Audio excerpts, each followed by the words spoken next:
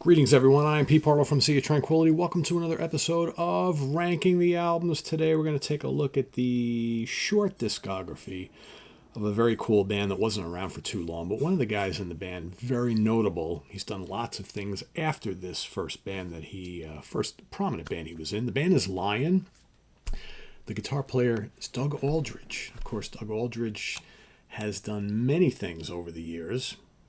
Had other bands, has been the guitar player for Ronnie James Dio for the Dio band. He was a guitar player in quite a number of years for Whitesnake.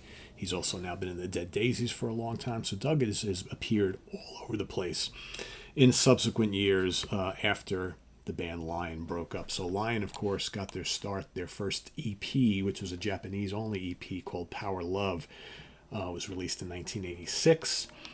They then got signed to, a couple labels, smaller labels. They got signed to Scotti Brothers for their full-length debut, Dangerous Attraction, in 1987. And then in 1989, they wound up on Grand Slam Records for their second full-length and final album, which was Trouble in Angel City. So I'm going to rank the three as I like them. This will be a short episode, but very, very cool stuff here nonetheless. And I'm going to include the EP. Kind of weird because I'm including the EP in this, even though they basically re-recorded all the tracks from the EP and included them on both of the full-length albums. So kind of a weird story there, but I guess that's because the EP only came out in Japan, and they wanted to make sure people heard these songs. So anyway, Doug Aldrich, guitars, backing vocals, Cal Swan on vocals and a little bit of guitar, Jerry Best on bass and backing vocals, and Mark Edwards on drums and backing vocals, the late Mark Edwards. We'll get to that in a little bit. So let's start off. I'm going to go with the EP. So now if you buy the CD release of Trouble in Angel City, the second full-length album, they include all of the EP there in addition as bonus tracks, even though they re-recorded those songs from the EP on this album as well. So here you can see that is the cover of the EP for Power Love from 1986. Like I said, Japan only release. The opening track, Power Love, is a really good song. Really good song. It's a great melodic metal anthem, big riff, soaring chorus, plenty of balls to it, great kick-ass guitar playing from Doug Aldrich. And in spots you'll hear, like I've listened to this over and over and over and over and over again over the years, and I keep thinking I hear like a little bit of Def Leppard's Photograph and a couple little guitar licks that come in, kind of remind me of Van Halen's Panama, but the song is heavier than both. So very, very cool track, but it's really accessible also, really good. And I keep thinking that, like, this band kind of missed the mark, because a lot of what they did would have appealed to a lot of like hard rock and metal fans who were liking a lot of the other bands of the day, who were making lots of headway, selling lots of records and all over MTV. I think you take Power Love and you make a cool video for it and you put it on MTV or on Headbangers Ball, and people would have really, I think, gravitated towards it. Pretty cool stuff. Stranger in the City, that's somewhat of a generic song. I don't like the production much. That's the one thing on this EP. The production is not great, and I think that's why they opted to re-record all these songs on the subsequent two albums that came out afterwards. Although I think like the title track, Power Love, I think sounds fine. But Stranger in the City, it's just the drums don't really sound good. It's kind of muddy, but it's a decent enough song. It's not one of my favorites on here. Victim of Circumstances, good heavy rocker, plenty of crunchy riffs and licks from Doug Aldrich. Catchy chorus. It's even got these weird kind of synths that pop up in spots that remind me of like the synths on Rainbow in the Dark by Dio, right? I don't really know if they're all that needed, but they don't ruin the song. It's kind of weird how they just kind of pop in certain spots, but it's a good track. Hungry for Love, it's an okay hard rocker. Reminds me of very early Bon Jovi, like first two albums. Got a really good guitar solo. Love is a Lie, pretty memorable. And then the closer is Forgotten Sons, which is a absolutely ferocious track with lots of riffs from Aldrich, strong melodic vocals from Mr. Swan, and it's one of my favorites on here. I think the EP starts off great and ends really great. The stuff in the middle is pretty good too.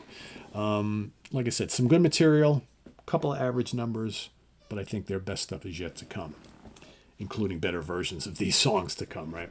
So next up, we're going to go to my number 2, which is going to be Trouble in Angel City. All right, so I can see the back. here.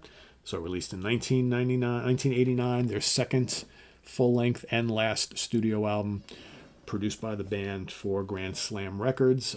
Shortly after the album was released, their drummer, Mr. Edwards, he was in a motorcycle mishap, broke his neck, band breaks up.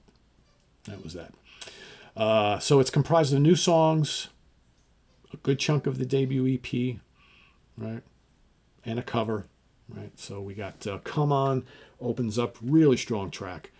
I think Doug's riffs sound a lot like John Sykes on here, interestingly enough, right? Because I've always likened his guitar playing to like kind of Sykes, Gary Moore type of thing. And he sounds a lot like John on this, especially when he's cranking out the riffs on the rhythms.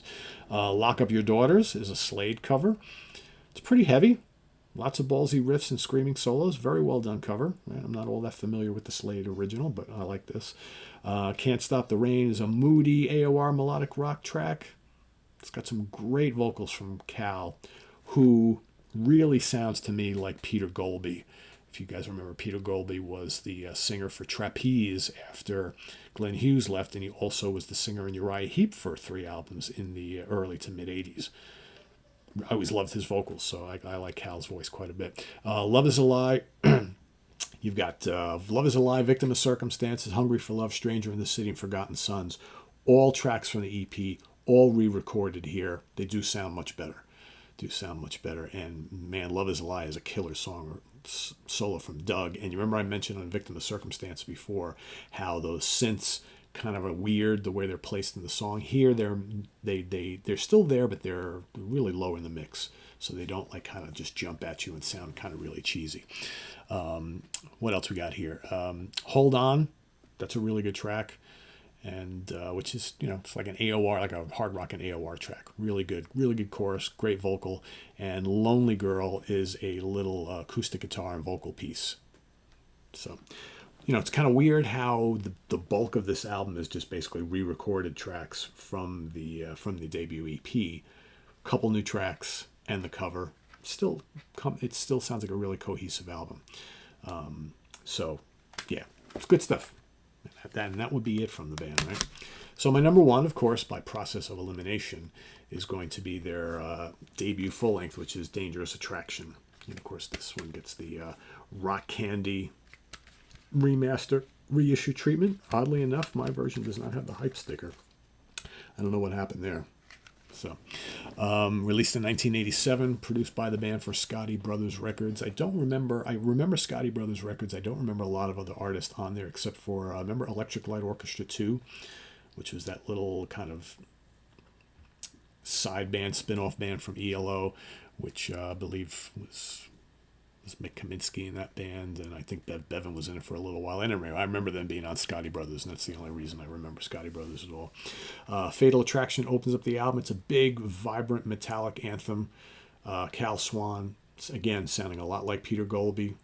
Armed and Dangerous, big sounding guitar riffs, anthemic chorus. Another heavy anthem here. First 2 tracks are excellent, and Doug is sounding like the guitar hero he always should have been. He's just shredding away. The guitar solo is killer. Hard and Heavy is a slower, more grinding metal track, really good. Never Surrender, another memorable, big riffy number, and I absolutely love the tone of Doug's guitars on this album. I think this album is very well produced, and the guitars sound lethal, really good. Death on Legs is upbeat, kind of sleazy hard rock. I like that. Then you got Power Love, right? Remaking the kickoff track and title track to the EP. Sounds great here as well. In the Name of Love, kind of sounds like Dokken. It's kind of like this mid-paced, kind of darker ballad. It sounds a hell of a lot like Dokken. It's really good. After the Fire, excellent melodic rock. Great chorus. Cal's vocals, again, top-notch. Nice use of backing vocals. I like how they're all doing the backing vocals in this band. It's really nice, rich sound. And it's one of my favorites on the album, After the Fire. Really good. Shout It Out is a fast, blistering metal track to close the album. It's got great, frantic riffing. Drums are totally on point. Powerful vocals, another memorable chorus. Great lead guitar work. It's a really, really strong album. And if you get the reissue, not this particular one, but I think one of the other CD reissues has their song, the Transformers theme, which is released as a single and another really catchy hard rock track, but it's not included on my Rock Candy version here. But yeah, really good album. It's my number one. So I'm going to go Dangerous Attraction number one, Trouble in Angel City number two, and then the Power Love EP is number three. I did want to include it. Like I said, it wasn't overly necessarily to include it, but at least we got to talk about it because, like I said, all the tracks from the EP made it onto both of those two albums. One of them, the title track on the first album, and all the rest on the second album. So very cool band. Sadly, that would be it for them. And but like I said, I don't know whatever happened to Cal Swan, the singer. Really good voice. Maybe he's done stuff, maybe he hasn't. I haven't heard his name in anything else. But, of course, Doug Aldrich has been the man for quite a long time, and he's currently been ripping it up in Dead Daisies for a number of years now. But he's done some very memorable stuff with both Whitesnake and Dio. And he and Cal also had a band shortly after this band broke up. I don't remember exactly what they were called, but again, kind of maybe something similar, like bluesy hard rock type of thing. So yeah, so that's my ranking here of the band Lion. Let us know what you think of these albums and how you would rank them down in the comments below.